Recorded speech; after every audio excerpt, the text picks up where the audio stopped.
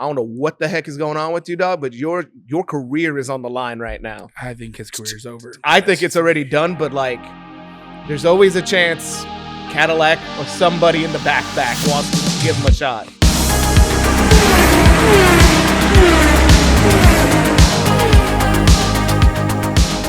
What is up, everyone? Welcome back to another episode of Around the Circuit, Apollo Media's Formula One podcast. As always, I'm your boy Junior, joined by Mark and Ivan. We're still in the middle of the summer break. Yeah. 3 long weeks of no F1. Very long weeks. We couldn't wait that long. We had to get in the studio. We had to come in here and record something. We had to get on camera and just, I mean, we're missing it. I'm sure y'all are missing it. Boys, how have y'all enjoyed your summer break so far? Decently, you know, it's really only been a couple weeks, but it feels like it's been longer. It feels like it's been longer. It's like one of those breaks, like where it does feel long. Yeah. But yeah, I just been enjoying it. You know, this season has been, I don't even know the right word, crazy. You know, it's been an up and down. It's been a roller coaster for sure. But yeah, and kind of glad to get away from it a little bit. But I'm glad to get back.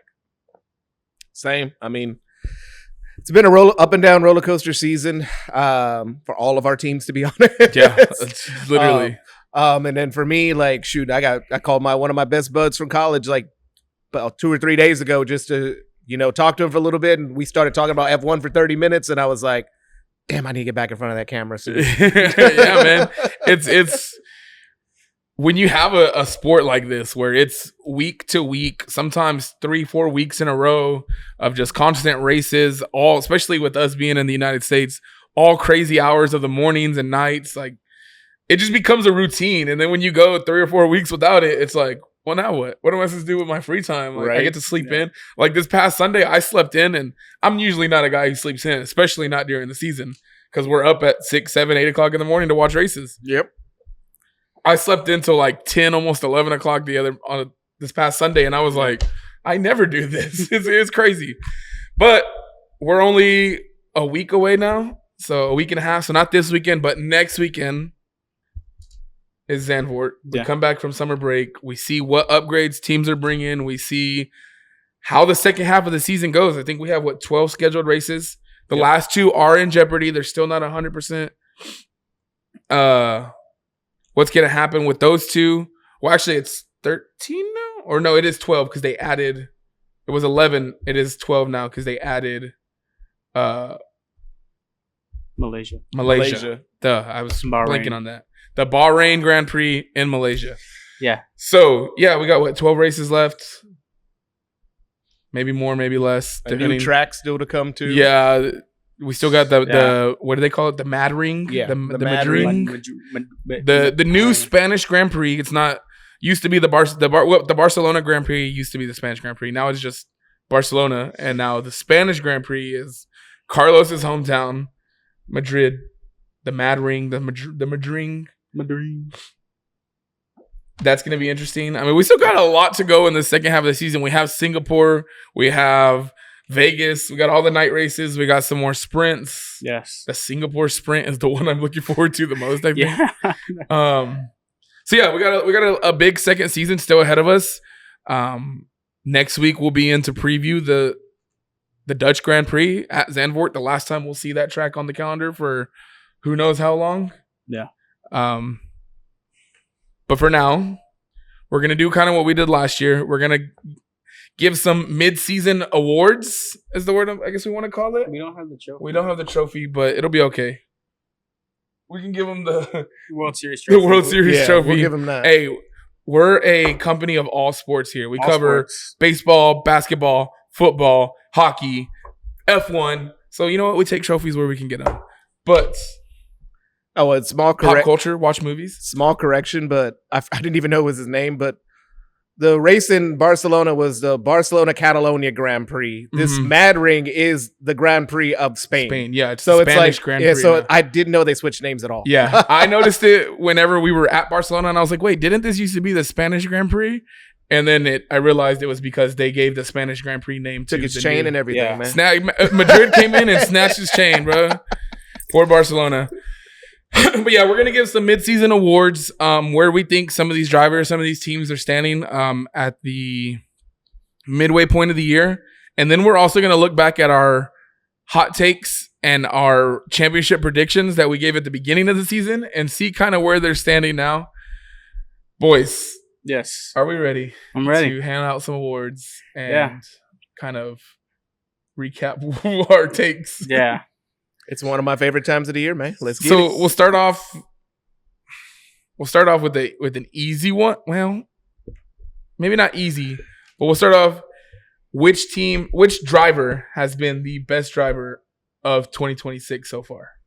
I mean, yeah, this one's a layup. I mean, It to me, yeah, it kind of is. I think if you want to go honorable mentions, you throw in a Lewis Hamilton, Lando Norris, because those are some of the guys that have been standouts. But at the end of the day, I think we can all agree it is probably Kimi Antonelli. I mean, the kid has been on a roll. Yeah, he's been in spectacular form. Kimi Antonelli was also my choice. I think, like you said, honorable mentions. You got to have Lewis Hamilton in there. You got to have. I like the Lando Norris pick kind of because he did. I mean, he had that great weekend where he got the win. Yeah. Going into the break, but yeah, I mean, as much as I want to throw Max on there because he has dragged that car to the podium a couple of times. Yeah. I mean, Max is doing. It's for me. It's you can maybe give him an honorable mention, but it's almost what's expected of him because of how good of a driver he is. Yeah. He still hasn't got any wins. It's 3 podiums, 2 P2s. He's also had a lot of issues, maybe not issues that are his fault. Unfortunately, that car has just been what it is this year. Yeah. And it's not looking to get any better because they are focusing on 2027 a lot sooner than most of the other teams. But I think if we hit this point at the end of the year and he's maybe got a win or two, then he's definitely worth the mention of best driver because of just where that car has been. Yeah. If somehow he does what he did last year and he fights his way back up in the championship talks, then even better. But honorable mention layup for sure is, I think if you had to give a second place to who the best driver in the grid right now, it'd be Lewis Hamilton. I mean, he's bounced back from what he had last year. But for me, Kimi Antonelli is the runaway. He's only in his second year. He's 40 points in the lead for the championship? He has 219. Lewis has 169. So 50 points. Yeah. 50 points in the lead. He's not looking like he's going to slow down anytime soon. No. Yes, he does have the advantage of having the Mercedes, but if you got a problem with it, fix your car. Yeah. I don't know. Ivan, what about you? For me, I'm gonna give it to George Russell for winning 2. No, I'm playing. It's gonna be Kimi Antonelli. Kimi's gotta be the driver of the season so far. Yeah. Hands down.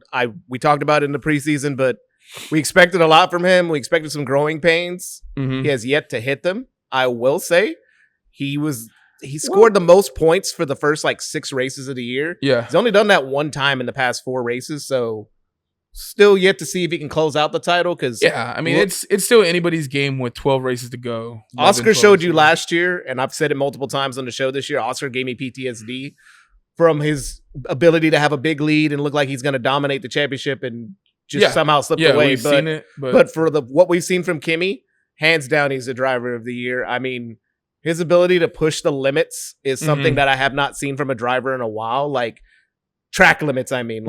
Max, you can see him push the car to limits that you don't expect, but his ability to be consistent and be like, dude, he is somehow not going over those track limits is something that I have not seen from a driver in a while. I mean, that was one thing I was going to mention when you said he really hasn't had any growing pains. Is I think we have seen some this year.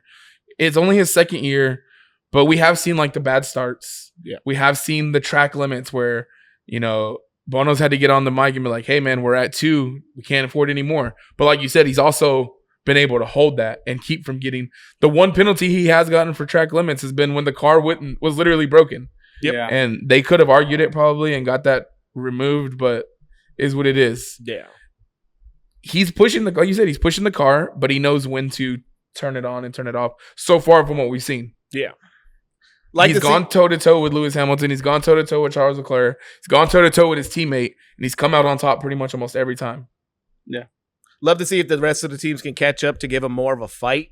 I do think he will have more fighting in the second half of the year because obviously with the second half of the year, all the gloves will come off for all the drivers being like, we're fighting for spots next year now. Like, not just this year. In between that, and then you got teams like, I mean, I know Mercedes is still bringing upgrades, but you got upgrades coming from Ferrari. You got upgrades coming from McLaren, who seem to always work. He's going to have, if Lando continues what he did, this, in his winning weekend, who knows? McLaren could be up there. Yeah. Ferrari, if they continue to develop, I mean, Lewis is right there, and he's hunting down number 8. So he's only also had one DNF this season only, which most of the grid has already had 2 DNFs or more. So, and that was the one where the car literally exploded. The engine literally exploded after fighting with George, which is an issue Mercedes knows about the engine, and they seem to maybe be trying to fix it. We'll see. For Kimi, yeah. So I think it's safe to say, kudos to you, Kimi Antonelli. Keep it up. Yep. Hey, go win that championship. Yeah. Best driver so far of 2026. Don't run away with it now, please. Don't run away with it. Make it a little interesting for us. We need some kind of excitement. But I mean, we've been high on Kimi since he joined the grid last year, and to be in the championship fight, be in the championship lead his second year. I mean, he's just taking advantage of a great car and doing what he needs to do. We got FIA changing the calendar for this man already. Second award that we want to give away is best team. Who has been the best team on the grid so far? Yeah. This one's tricky. This one surprisingly is tough. You not only have to look at both drivers, but you also have to look at the way the team has brought upgrades, how they performed. Has the car been reliable? I would love to say Mercedes, but because they are in the constructors lead, but they have those issues. They have those reliability issues. George necessarily isn't performing where everybody thought he would. Yeah, I kind of have a sleeper pick. Same. I think I know where you're going. And we might all be on the same page here, but I think I got to go with V-Carb. Yes. I think I got to go with the Racing Bulls. Isaac, Arvid and Liam have both consistently delivered points. Almost, Arvid's on like a 6-race streak right now of points. Liam was on a streak himself up until I think this last race. They seemingly have had almost no issues reliability-wise because the Red Bull engine seems to be working. I mean, we brought that point up on our latest episodes. They're leading the midfield, aren't they? Yeah, by 6 points. They're leading the midfield by 6 points ahead of who? 5 points in front of Alpine. Ahead of Alpine. Yeah. It's easy to pick one of the top teams. I'm not going to pick Ferrari because they've as good as they've been, Charles is still struggling, and they still have those strategy issues where they've cost Lewis positions or even a win. Yeah. Red Bull, don't even get me started. McLaren started off terrible, so it's hard to say them. Yes, they've started to bounce back. And even in this last race, we saw that little bit of 2025 of power rules come out just a little bit. Just a little bit. Yeah. I mean, we still haven't seen Oscar really come to form in 2026 like he was last year. Yeah. I think when you look at it from top to bottom, performances, reliability, both drivers delivering what they can in their cars, it's not necessarily, they're not leading, but they're doing the best overall. I want to say V-Carb. Now, Mercedes is probably my honorable mention because they got the fastest fucking car. Kimi's leading. They're still leading the championship, but he's had 2 wins. I say only 2 wins. But George has had 2 wins, but they've just had, I think the reliability issues for me is what kind of personally keeps them down. Yeah. I mean, you could have said it better. I had that sleeper pick ready to go, and when you said that, I was kind of like, we thinking the same thing right now? Definitely a great mindset. Yeah, definitely honorable mention. Mercedes and Ferraris, those are definitely the top 2 teams right now. Especially with Mercedes, they've been dominant. George has had his problems. Ferrari, I mean, just from where we were these past 2 years, how everything unfolded those 2 years, and to come back and both guys have a win, podiums. It's great. Obviously still the problems like Mercedes. So yeah, I completely agree. I have the V-Carbs as team of the year because those guys are driving their asses off, especially Liam. Like, man, after last year, really, I'm glad that he's Yeah. been able to do this. You know, I mean, whether he took that demotion after only 2 races. Yeah. He's bounced back and he's doing what he can in a V carb. yeah, took it on the chin. And you know, even with the rumors circulating this first half of the year that he probably won't even have a seat next year. Yeah. Because they're looking to bring in another rookie to replace him. Not for anything he's done, but because they want to develop new drivers. If, again, not to get too deep into it, but if Max leaves, Red Bull's kind of stuck in a weird spot where they have to find somebody to replace Max. Do they want to go through the pipeline? And then you're looking at promoting drivers, picking up some drivers that might leave other teams, stuff like that. So they're in a weird spot. I would not want to be them if Max does leave. And unfortunately for that, and that's from that same sense, Liam kind of seems stuck in I'm driving my ass off this year in this car. I'm helping lead the midfield. We're the best of the rest right now. And I might not even have a seat next year, but he's still doing what he can for the team. Yeah.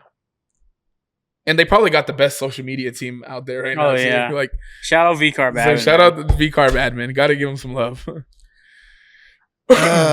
Not a great start for all of us so far for indifference, but yeah, I'm gonna agree with y'all on that one.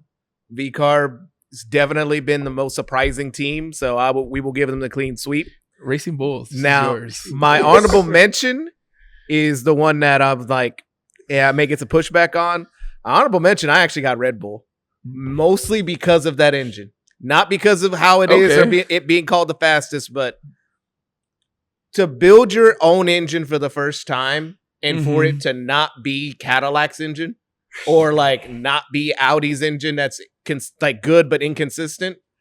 I think that speaks like levels to how good of a program Red Bull has developed already out the gates in their first year. I think that's so incredibly hard to do in this sport is to build an engine on your first try that's really, really good. Yeah, I mean, you look at across the board, 4 cars are using that engine, and we talked about it a couple weeks ago. We've had, 1 week where Max's engine kind of shit on him at the start of that race, and they knew it was kind of having problems. They were looking to swap it anyways. The next week, it's a very, very, very solid point. Real quickly, you look at Isaac. He had so much pressure coming into the season, and he's holding his own. He's getting points. He had, unfortunately, that podium taken away from him at Monaco. But, he's been driving his ass off all year. So, Also, to not give in to the temptation of Max, like, not him leaving. That's just going to be there for the remainder of time, apparently. But to not give in and just go back to the way of Horner, where it's like, all right, we got to go back to just doing anything for Max. Like, they've been really even with the team, which is something I've been wanting them to do for a long time. And it shows because even when we know how bad the car has been this year. When Max is on the podium, Isaac's right there in P4, P5, P6. He's not far behind. And we talked about this in one of our most recent episodes, is he's not far behind ever. He's right there behind him in qualifying, if not even outperforming Max a couple of times, which we haven't seen since, 2021 Checo? Yeah. He is doing everything he can to help that team, all things considered. So, yeah. First teammate since Checo to beat Max in a race. So it's something that you can't just, scoff at. Yeah. I think that team is going to figure things out more as the season goes along. Second half, you saw last year, Red Bull picked it up. And here's my thing. If they're focusing on 2027 this early and they can figure something out and Max does stay, Red Bull could be a scary good team next year.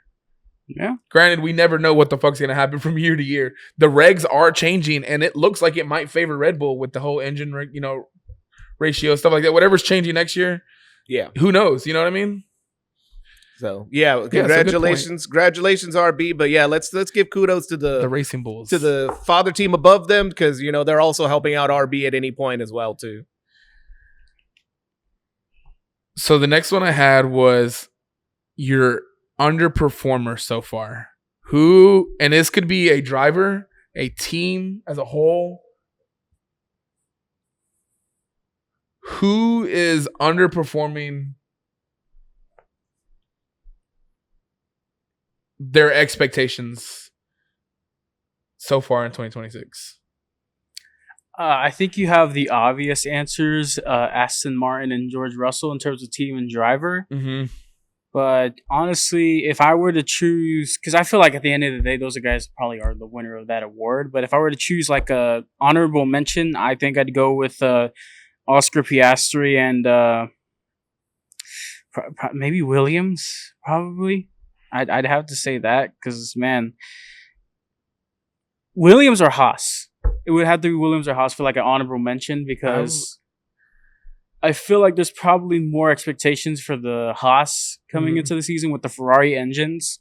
And going back to Oscar, I mean, after the year he had last year, he dominated the beginning, fell off towards the end. I think actually at the end of that year, I put him as biggest loser for Might have. end of the season awards. But yeah, in terms of what we know Oscar can do, it's been kind of disappointing. But I mean, yeah, Haas, Williams, but my votes for team and driver, I'm Aston Martin and George Russell. If you had to choose one. Choose one? I mean, you got to go George Russell. I'd agree. There's not much more I can say. I'd agree. Obviously, like you said, Aston Martin is definitely underperforming. I mean, they got Adrian Newey. They got Adrian Newey. They got the Honda engines. Everyone was. I mean, there was talks where maybe Charles, Max, Yuki, all these guys are going. All these guys could go to Aston Martin and replace Lance Stroll or even Fernando Alonso if he calls it quits, and maybe compete, maybe be that fifth best team that they used to call themselves at one point. Yeah, they went nowhere fast. They had to build a complete new car. And yeah, they might bounce back. They might be in the midfield fight, come Zandvoort or even just after what we were reading right before we went live, that they are running into some issues with their upgrades. But the jump they made into that last race was obvious. They took a step in the right direction. I think I have to go George as a whole. I think, yes, he's won 2 races. Yes, his team is still leading the constructors, maybe not by much, but he's sitting, fourth? Yeah. Third or fourth? Third behind Lewis. Barely ahead of Charles. Yeah. In the championship, and he was the favorite coming in. We knew Mercedes was going to be fast. We knew they were going to be the favorite coming into this season, and he's only got 2 wins compared to his teammates, 6? Yeah. And he's not even in. You look back at the beginning of the season. I mean, I say fight for the championship, but he is, but he's not. Look back at the beginning of the season. Everybody had George winning the championship. I know we chose somebody else. Yeah. Because obviously I'm delusional. And I think we were both a little delusional. Well, yeah, but we were both a little delusional, but at the same time, with the vibes were there, and the vibes are kind of there. But for Lewis, I think our second pick was always going to be George. If we're yes, we want to see this person win and we think this person can win, but if not, then it was going to be George. The realistic option was George at the time. This was his year. Yeah. All right, so I'll have my honorable mentions in a second, but to me, there's what? I did have an honorable mention. Go for it. And I'm going to say this, and I'm sorry, Mark. Don't you fucking dare. But underperformer honorable mention, aside from the ones you said, was Charles Leclerc. I'm sorry, but the dude definitely got into his head for that stretch of 4 races. Yeah. He's getting his ass beat by his teammate. Yeah. And that's not to take anything away from what Lewis is doing, because Lewis has been on great form. But Charles is literally doing what George is doing for Mercedes. Their teammates is winning races and outperforming them, and they're getting in their head about it and moving backwards. And Charles doesn't have any wins to back him up. At least George has 2. Well, Charles has the 1 win. Sorry. Charles has a win. Sorry. Charles has the 1 win. I get it twisted. Hold on. My bad. I corrected myself. But he has the 1 win compared to Lewis's 2? Yeah.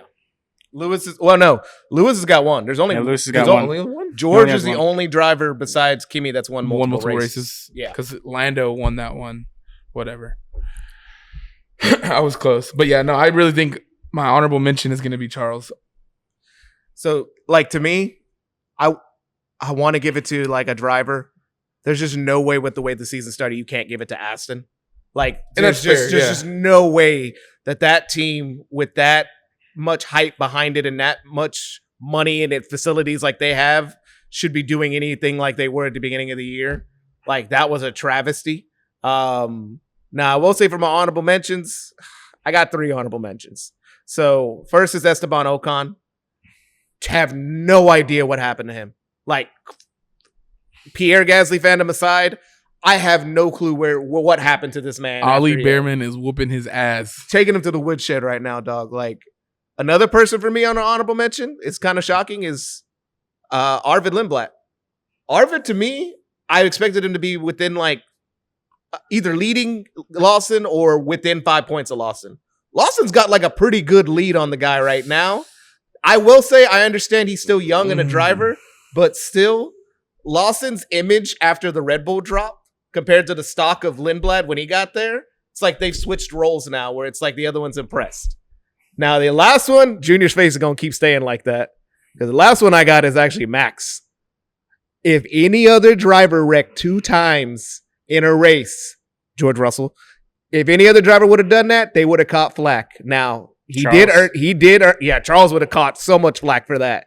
And it's the fact that his teammate didn't have any of those issues. Now, I will say that pass in Hungary, you got yourself off the list probably against Lewis because that was a hell of a pass. But I can't just ignore the fact that that man wrecked twice in a year doing pretty much the same thing. I know he's pushing the car hard, but to me, the reaction to Max's accidents would have been a lot different. Say Lando did it.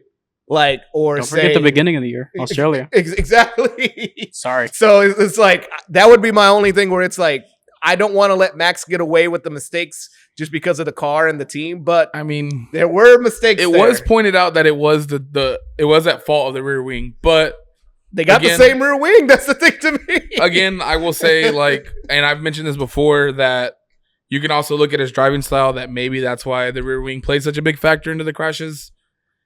You never fucking know because we don't look at the data. We don't see it. I mean, we've heard for years Charles and Max drive similarly. And who are the 2 drivers on our list for underperforming because of these regs right now? Your list. I'm not saying it's because of the regs. I'm just saying Charles as a whole has been underperforming when you look at qualifying. Both have similar reasons. They blame faults. The other crash is probably their fault. You know, both have their reasons. Yeah. It's fine. Right. Shit happens, man.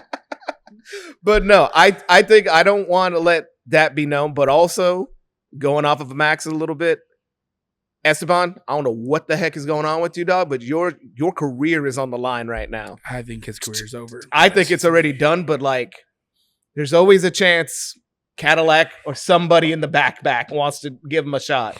He's burnt the bridge at Alpine. He's burnt the bridge at Aston because Fernando will never have that man as a teammate again. So he's out of options right now. So my winner has to be Aston Martin. Like, you can't have the clown show of a season you had to start the year. Majority goes to George. Yep. And Aston Martin, you're right there. George Russell, y'all can share that. George and Aston, y'all can share this. Click off one of these, give it to Aston. Right. Also, Red Bull, sponsor us. Please, come on. I'm always drinking your drinks. A little mini fridge right here stocked. That's all I'm saying.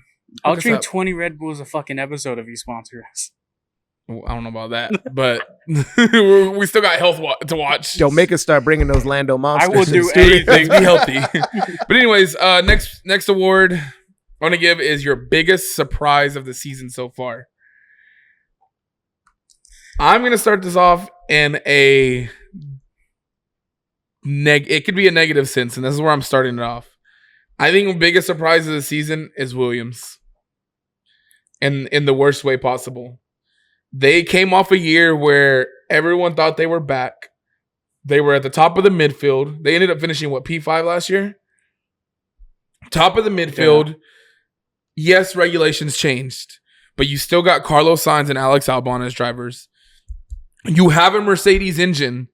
And you can't make it through a race most of the time. And when you do, you're 3 laps behind everybody else.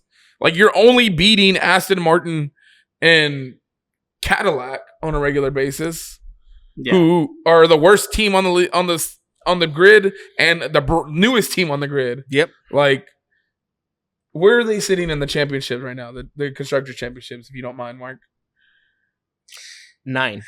Yeah. Literally only ahead of Aston Martin and Cadillac. Cadillac has yet to score any points. Aston Martin has the 1 point that Fernando Alonso scored because it should have been Checo's, but he got the penalty for whatever. Yep. Williams is doing nothing. It's such a far drop.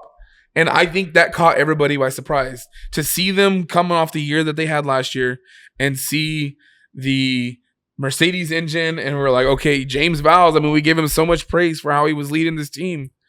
And they've done a complete 180. Yeah, we gave him a team manager. Yeah, we gave him team principal of the year last year. And it's just been a complete 180. Neither driver is happy. Neither driver will probably be there next year if they have a choice to go somewhere else. I think it's the biggest shock to me because I was such a fan of them. And I'm still a fan of Carlos and Alex. Don't get me wrong, especially Carlos. That's my guy. But like to see where they're at this year is just shocking. Yeah, I agree with that. I put that as an honorable mention. I was gonna say Kimmy in like a good way. Mm-hmm. I realized we're gonna go both ways, like bad ways and good. In a good way, yeah. Kimi Antonelli, the fact that he is where he is right now, and the season he's had so far.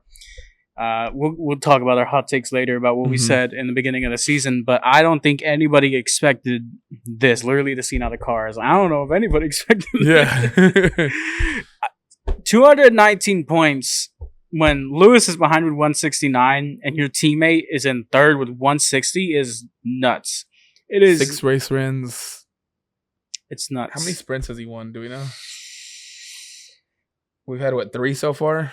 Lando's won one, and I was in Miami one. And did Lewis win one of them? George won one. I think Lewis has won a sprint. I'm not 100% sure. We'd have to look it up, but regardless, Kimi is still. Yeah, honestly, for me, I would say that's my biggest surprise because, man, I expected him to do well this year with the Mercedes engine, but I did not expect this at all. All right, for me, I'll go one good, one bad. So for the bad, Haas. I don't know what happened to that team. Haas had a lot of momentum at the end of last year, especially with Ollie Behrman showing the talent that he has and what he's capable of doing in F1. That P4 at Mexico was exactly nuts. Like they had all the momentum coming into this year. I honestly thought the pickup of Esteban was going to be a great addition for them. They were going to have a good, consistent driver lineup, and that team just has been nowhere. And even with upgrades, they haven't been able to catch up. I mean, right now, let me see. They're a little bit ahead of Audi, who's a new team. I know they picked up still from Kick, but still, that team should be further up the road. Like they should be fighting with Racing Bulls and Alpine at this point, but they're nowhere near them. I mean, they look like they were going to be at the beginning of the year, and they just dropped fast. Yeah, I remember China when it was all them Alpine. It was Alpine, Haas, Max in the middle of them. V-Car was in there every once in a while, man. Quickly, like at that moment, I really thought I was like, man, are we gonna get like a good midfield back? And we are with the Alpines and Racing Bulls, but I really thought the Haas's were gonna be in there and we're gonna be seeing that fight. But unfortunately, I really do agree with Ivan. They have been really underperforming. 41 points behind Racing Bulls is unacceptable for Haas. Like I would agree. I do know they have a flux of income. Their NASCAR team's about to sell off another one of their charters, so they're about to get some more money for the F1 team. So maybe that can help. But that would be my biggest disappointment. For good surprise, said his name earlier, Liam Lawson. Did not expect Liam to pretty much be able to recover from what happened last year at Red Bull. He seemed like he was really shook for obvious reasons for losing your seat after 2 races. But the way he's been able to rebound and fight, and I mean, I'm excited for the second half of the year at Racing Bulls because those 2 drivers do not like each other. Like, it's clear, like, they have some beef on the track with each other. So I want to see them fight more. But for Liam Lawson, for as much of the hate and all the stuff he had to endure last year, kudos to him for overcoming it. The Hispanic nations will never forgive you, but still, you've overcome a lot in the races. So I got to give him credit where sour taste in our mouth, but we forgive you. Exactly. I mean, it's hard to pick one. Yeah, I was about to say to all of them. I mean, they're all solid points. Step up, bro. Like, I mean, there's just. I guess it's hard to give an award to a surprise because we all are surprised with different things. I mean, we already gave Kimi one, so I wouldn't say we should give Kimi that one, but I mean, he is obviously a big surprise. In a good way, he is the best surprise. In a bad way, I would say Haas or Williams. Yeah. Williams, I think, has taken the biggest drop, but we definitely expected more from Haas. I think Behrman's carrying everything that Haas is doing right now. So yeah, easily he's carrying that team. So you all get it, Yeah, especially everybody. Kimmy, especially Williams, especially Haas. Everybody gets an award. The midfield, you get this Yeah, award. this the back of the goes midfield. to the midfield in all the best and worst ways possible. Yes. And then you have Kimmy. Yep. All right. So this one's gonna get a little weird. These next two, and we can kind of combine them. Who is your most overrated driver of 2026 so far? And who is your most underrated driver of 2026 so far? This one's tough. I always don't know where to go with overrated. Overrated is hard. Because you Underrated could go, is definitely. I feel like I definitely have two for underrated. yeah. Overrated, I'm like, The almost like obvious one is kind of George, but you know George has already been through enough on our podcast and then with everybody else. So I mean, do we really give it to him? But at the same time, I don't know who else you go to who's like overrated so far throughout the year.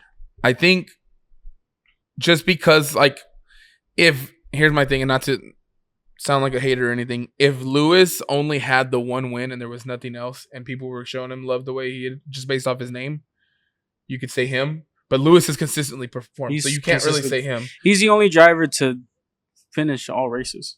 I mean, Lando, maybe you could say, but I mean, he looks in good form. Like when the car doesn't shit itself, it's like so. Like you're looking at the top names that you wouldn't normally maybe pick for something like this. I think it's George. I mean, some could argue Max just because his name is carrying a lot of weight, but you could argue maybe Max or Oscar. But we've talked about it. We talked about the problems. We talked about the mistakes they've made. I don't think it's enough to say like they're like overrated. Yeah, and that's kind of where I'm at. Like the biggest argument, I've said 100 times, is the car is just shit at Red Bull. Oscar really hasn't gotten the praise that he normally would to rate being called overrated. I think when you look at it, it's got to be George Russell. Yeah, and you know we're George Russell like deniers, dislikers. So I mean, this could come out as like hate, but truly, like I don't like George Russell, but I mean at the same time, I do kind of feel bad for the guy. And for him to get like two of our like the shittiest awards that we have so far is kind of rough. But I mean, you look at the grid, you look at how everything's panned out. If you're gonna give out an award like most overrated driver, I feel like you kind of have to go with George Russell. I feel like Ivan's got a different pick. I do. Shake it up. Go ahead. So my overrated driver of the season would be Charles Leclerc. I fucking knew it. Charles, you know what? I don't hate it. He really did save his PR by winning like right when it started getting at its hottest. That's what I will say in that, because I'm looking back at the season, like he had 10 points in Miami only, double D at like back-to-back races, not even finishing, then scored 4 points after that, and then he got the win. That stretch right there is diabolical for like a driver where his teammate at the time, Lewis, was coming off of the win in Spain, riding all this momentum, heating up. And at the same time, Charles was like falling backwards. Yeah. Like to me, that win was the PR masterclass of the season. Because if not, and I think that's kind of where those points are kind of why I had him as like honorable mention for underperformer. Yeah. And I guess you can rate like underperformer as far as like driver and overrated as almost the same. Because like it's George Russell and Charles Leclerc when you look at the two drivers that fall within those kind of points and standards, unfortunately, Mark. But I mean, but I feel like it's underperformance. Like you know, the expectations. It's more underperformance than being overrated. I think, and with overrated, it feels like it's so weird. It's just like, man, those first 3 races of the year for Charles, he had the two podiums, and man, people were really giving him like high praise. And then that 4-race span where it just didn't go well, and now he's kind of back into that groove where he got the win. Now he's getting another podium. So I feel like it's so weird. I feel like it's more he's underperforming, not like he's overrated. Yeah, it's such a hard category to judge by. He was my. I can't say Oscar because everybody's been saying Oscar's been underperforming this year. So like at the same time, I saw Charles's numbers and I'm like, Lewis has scored over 20 points in a race 3 times this year. Charles has done that once. Yeah. And he's had multiple races where he's had below 15 points. Like, at some point, like, the inconsistency of Charles was getting the better of him. He's cleaned it up. Obviously, now I'm closer to the break, and now that we're in the break. But it's like I held against Max earlier for the Rex. I cannot forget what happened in the past because you're doing better now. Yeah, that's so fair. that's the only reason I had to put Charles as that person. So I think it's safe to say it's between those two. Probably more George than anything. Yeah. I mean, you would almost maybe put it more towards Charles just because of the love they get, like the fandom. We don't know very many George fans. I think we know one so far. Wow. Two? We know two. Stoney and Pre. Yeah. Shout out them. Hey, I'm not a George Russell fan, but even me, I'm getting like, he's already dead. Like, he's already dead. Like, come on now.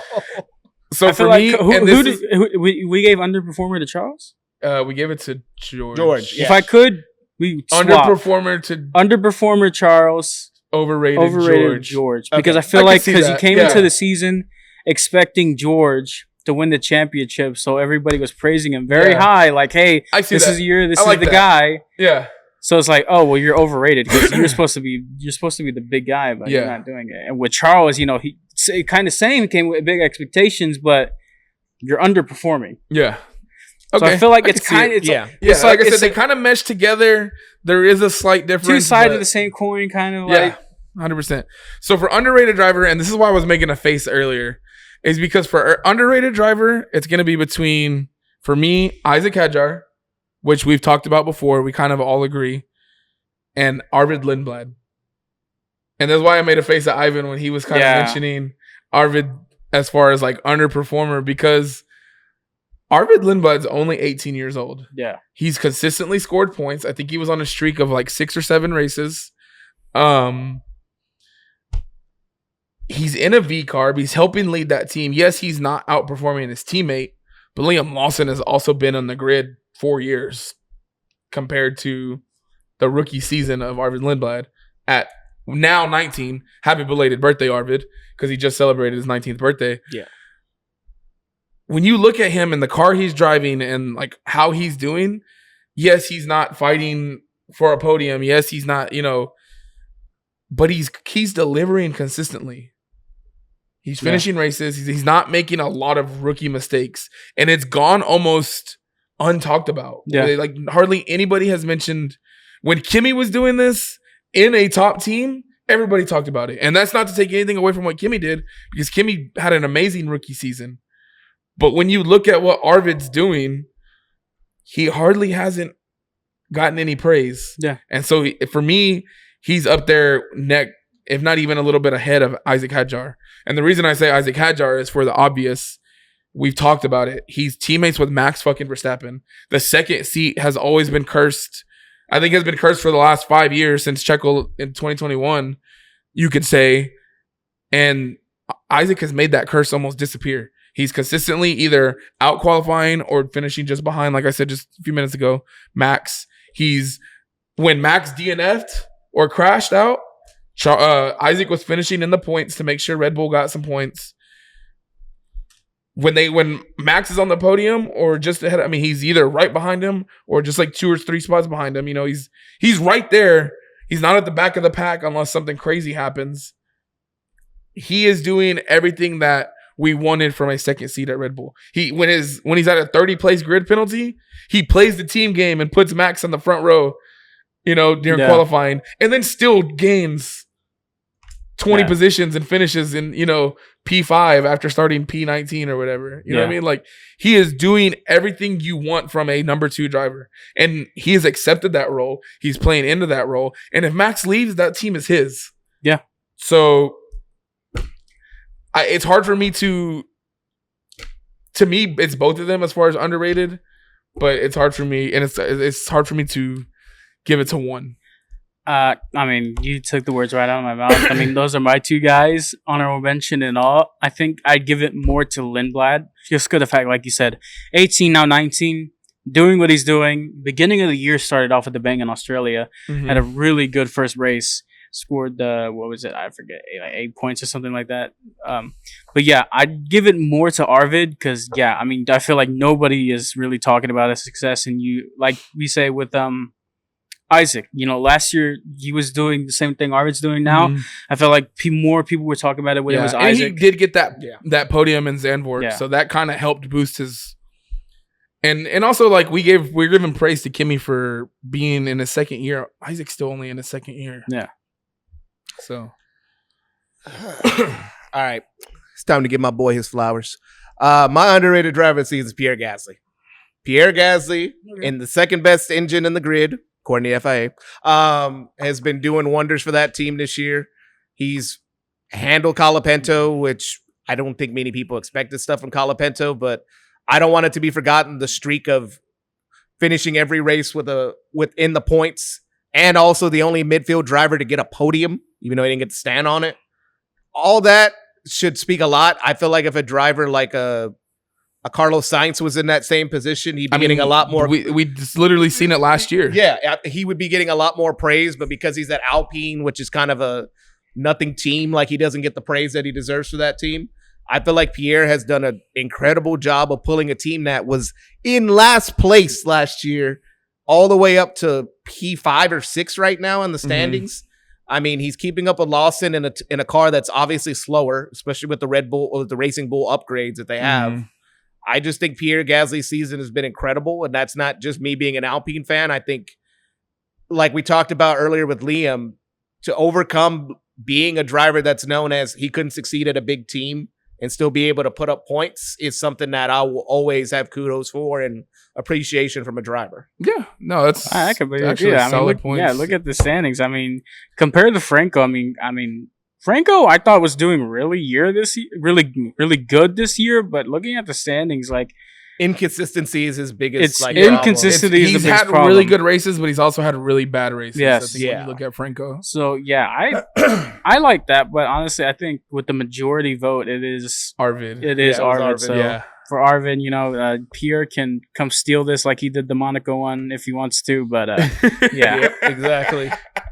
We'll have to make sure they pass the post-race inspection. yeah. So that was kind of all we had. Not to get too detailed, we're just kind of recapping the first season, where we see the drivers, where we see the teams. The last thing I want to do before we get out of here, boys, is we want to look at at the beginning of the season, we gave our constructors championship predictions, we gave our drivers championship predictions, and then we gave a hot take. We could kind of start with the hot take. Yeah. So my hot take was Kimi Antonelli was going to be fighting for the championship for a good portion of the season. We are halfway through the season, and Kimi Antonelli leads by 50 points. I would safe to say my hot take has kind of aged well, has kind of stood true. Maybe it wasn't as hot as some of y'all's takes, but I don't think we expected him. Like I said, everybody expected this to be a Ferrari or a George Russell year with Kimi just kind of in the mix, fighting for what he could. Yeah. And he's run away with it. He's outperformed everybody else on the grid so far. I'm standing fast. Mark, what was yours again? Let's hear it. Come on. It aged like milk. My hot take was that Haas would get multiple podiums this year. And obviously, so far, not looking good. Ollie Behrman, he's only scored points 3 times throughout this year, but I mean, beginning of the year was around 6 points. It's so tough because, man, that team, we've talked about it this whole time. They're just so underperforming compared to what I thought they were going to be this year with the Ferrari engines. He is carrying that team on his back, even with only scoring points 3 races. I mean, he is outperforming his teammate Esteban Ocon, who has been really, really disappointing, like Ivan mentioned earlier. So, I mean, yeah, that take just did not age well for me. Yeah. I found out I actually gave 2. I guess I was covering all bases for me. So, like, for my first one, I gave that I predicted that we would have 2 first-time podium sitters or race winners this year. I got 1 so far. I got Kimi with the first-time winner. Yeah. I don't know where I'm going to get that second first-time podium or winner from. I've got my fingers crossed. Maybe Hadjar can win a race this year. maybe a Racing Bull can get on the podium, but like that's pretty much my only hope for that one.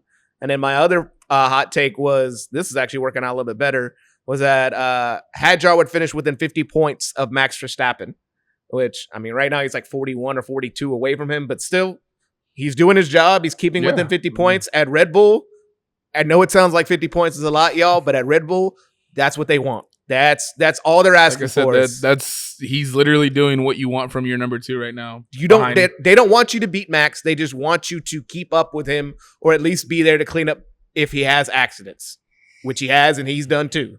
So I can't. You can't ask for anything more. Yeah, can't ask for anything more. So other than, hey, maybe get a win or a podium. And exactly, I mean, he got a podium. It got stolen from him. Now, if Hadjar double dips and gets both of them for me, I will buy any type of Hadjar merch I can. But yeah, those are my 2 hot takes. Shout out our guy Isaac. Right? So some of ours have held up so far. Mark's maybe hasn't held up so good. Maybe they'll have a boost in the second half and they'll do what you need them to do, Mark. I predicted a Alpine podium earlier this year, and somehow that still came through before the Haas did. I don't know how. Hey, Mark, it's okay. You can take your frustrations out on Haas later. Our constructors championship predictions. No, we're just going worse. I had Ferrari winning. Trouble. Constructors? Constructors. I'm pretty sure. Yeah, I think we put ours in top 3. We did do a top 3. I remember mine. Mine was I put do Mercedes. We have the video? I can pull it up right now. I had Ferrari winning with Mercedes in second, and I think I put McLaren in third. They're in there somewhere. I'm pretty sure I had Ferrari winning.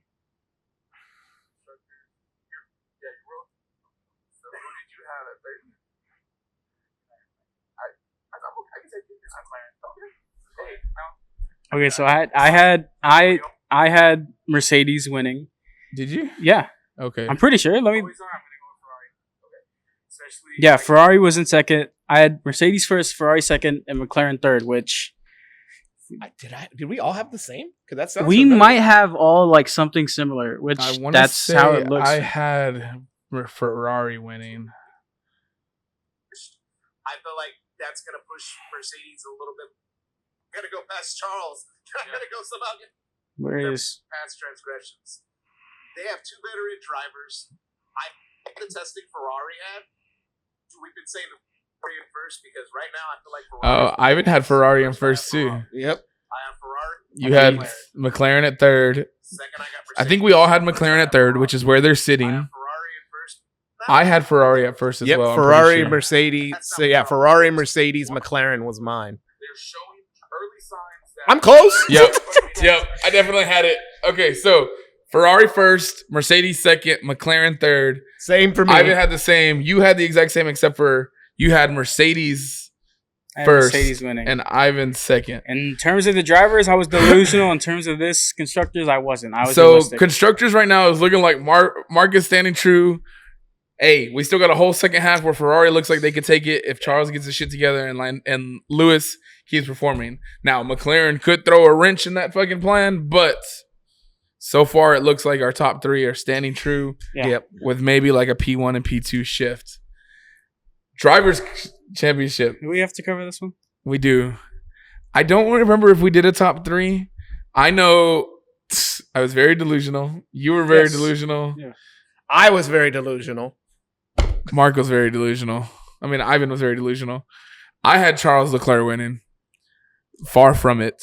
He's sitting P4 in the championship. Mark, did you and I have the same driver's champion? As much as I want to do it, I can't even have that much copium in my life, but I do have some on my list. Third, I have Charles Leclerc. Okay. Charles, I think we did do a top 3. So it's going to be a 3-way fight for the title this year. Okay. Second, I have George Russell. George Russell, I think, is going to do good. Here comes the copium. First. So he had Lewis, George, and fucking Charles. Lewis winning. Yeah, hey, I mean, to be fair, he is in second place. That's the reason I think Kimmy's not even on there. Nope. Who did I have in my top 3 then if we did a top 3? Oh, get the fuck out of the way.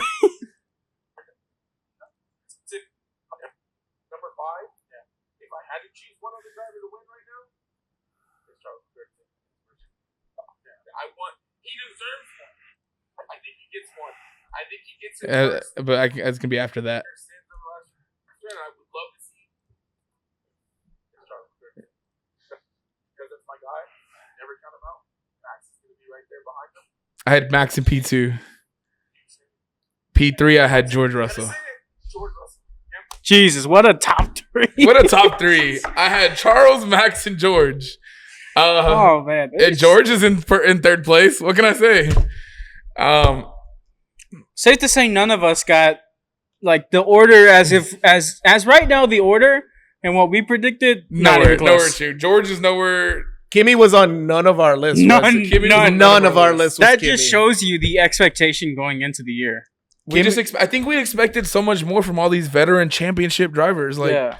we have Max, who is a 4-time champion. Lewis is a 7-time champion. You got Charles and George, who are supposed to be the next best two on the grid.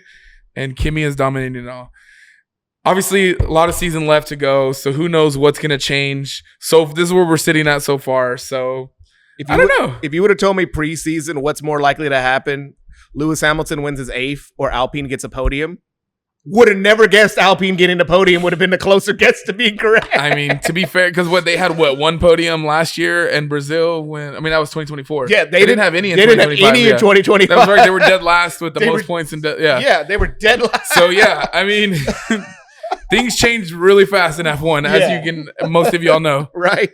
But, yeah, I mean, it's safe to say that our predictions and our hot takes, for the most part, we had some good ones, but we had a lot of bad ones. Yeah. Specifically by me. I'm excited to see where the second half of the season goes, boys. I really am. Like I said, we got 11, 12 races, something like that. There's going to be a lot of shifting. We don't know what's going to happen in the last 2 races or where the season's going to end yet. Yeah. We get that news. Madrid, we still have to go race at, which is a new track. We're going back to Malaysia. We're gonna have triple headers galore. It's gonna be a fun second half. Stick with us. Keep watching, boys. Any last thoughts on the first half before we wrap it up? It's been a bumpy ride. Bumpy ride. What horrendous takes by me. God damn. Ivan, any last thoughts? Second half of the season is gonna be epic. Alpine, please keep doing things to get us a lot further up the grid. And Lewis, bring home the 8th. I'm rooting for you, brother. Kimmy, bring home that championship. I would love to see it. Max, give me one win. I just need one. Just one before. Go win at Zandvoort, and then I will shut the fuck up. Shout out to Matt, for Tommy from Matt and Tommy. We saw the clip earlier. He predicted Max no wins for the year, and I was scoffing at that, but who knows? I don't think anybody expected Red Bull's car to be that bad. Nope. But here we are. I just need one. A win at Zandvoort would cure me, and I would be okay with whatever the fuck happens the rest of the season. But that's just me.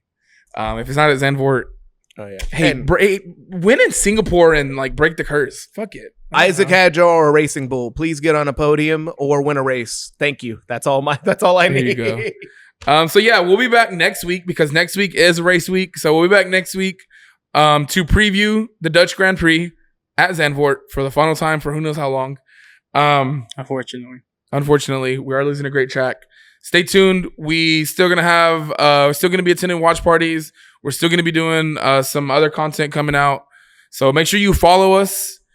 On all our socials. We're at Around the Circuit on TikTok and Instagram.